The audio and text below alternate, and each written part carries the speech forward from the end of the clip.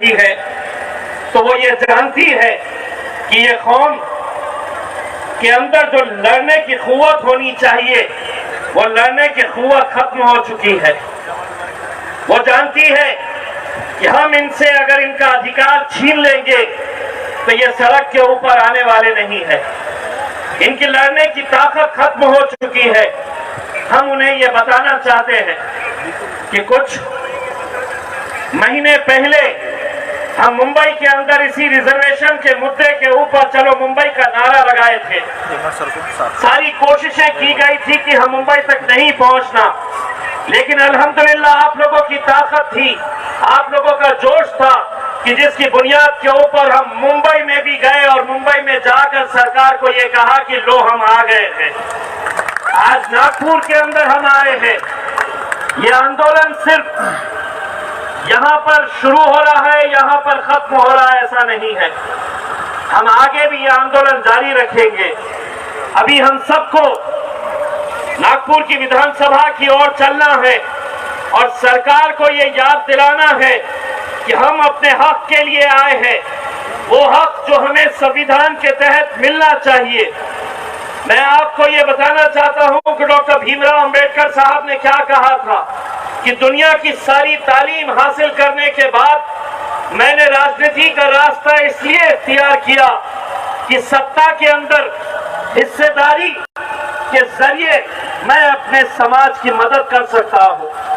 आज आपको इसी राजनीति का सहारा लेते हुए हमें अपनी हिस्सेदारी चाहिए और उस हिस्सेदारी के जरिए हम अपने समाज का, चाहे वो समाज हमारा मुसलमानों का हो, दलितों का हो, आज अगर इतनी सारी बुजुर्ग महिलाएं, हमारी माएं और बहनें अगर यहाँ पर इकट्ठा हुई है तो उन्हें खौफ सता रहा है कि मैं इतने सालों से झोपड़पट्टियों में रहती हूँ, कब ये सरकार आएगी और मेरी झोपड़पट्टियों को उद्ध्वस्त करके मुझे घर से बेघर कर देगी।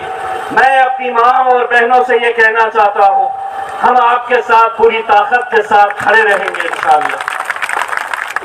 बस आप लोगों की दुआएं हमें दीजिएगा।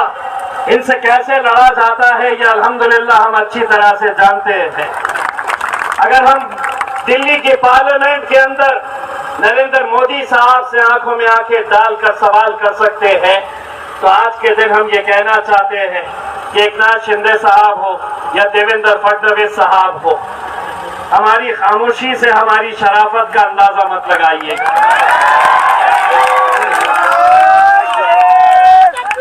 अगर हम यहाँ पर आए हैं, अगर सर झुकाकर चल रहे हैं, अगर सर झुकाकर चल रहे हैं तो वो खौफ तुम्हारा नहीं है, हम खौफ खुदा की वजह से हम आज यहाँ पर सर झुकाकर चल रहे हैं। लेकिन अगर तुम ये चाहते हैं कि तुम अगर हमारी ताकत देखना चाहते हैं तो चलिए हम भी वो चुनौती स्वीकार करते हैं। 1 महीने 1.5 महीने का वक्त तुम्हें दिया जाएगा और फिर एक बार मुंबई के ऊपर धावा बोला जाएगा। अगर ताकत के जरिए ही अगर तुम्हें हमारी बात समझ में आती है तो यकीनन हम वो चुनौती स्वीकार करने के लिए तैयार हैं। मुझे मालूम है कि काफी देर से यहाँ पर आप लोग बैठे हैं। हम लोग अब विधानसभा की तरफ आगे बढ़ेंगे बहुत ही जिम्मेदारी के साथ। जिस मकसद के लिए हम आए हैं उस मकसद को पूरा करने के लिए आप लोग पूरी जिम्मेदारी के साथ बहुत अच्छे तरीके से कानून का पालन करते हुए, किसी को कोई तकलीफ ना हो, ऐसे हम लोग लाइन बनाकर वहां पर विधानसभा की तरफ आगे बढ़ेंगे। कहीं अपने मकसद से भटकने मत दीजिए, कहीं अपने जोश को बेकाबू मत होने दीजिए। हम एक मकसद के लिए आए हैं और इंशाअल्लाह उस मकसद के अंदर हम कामयाब होंगे। इसकी शुरुआत हम यहाँ पर नागपुर से कर रहे हैं। बहुत बहुत शुक्रिया। वाक़िअ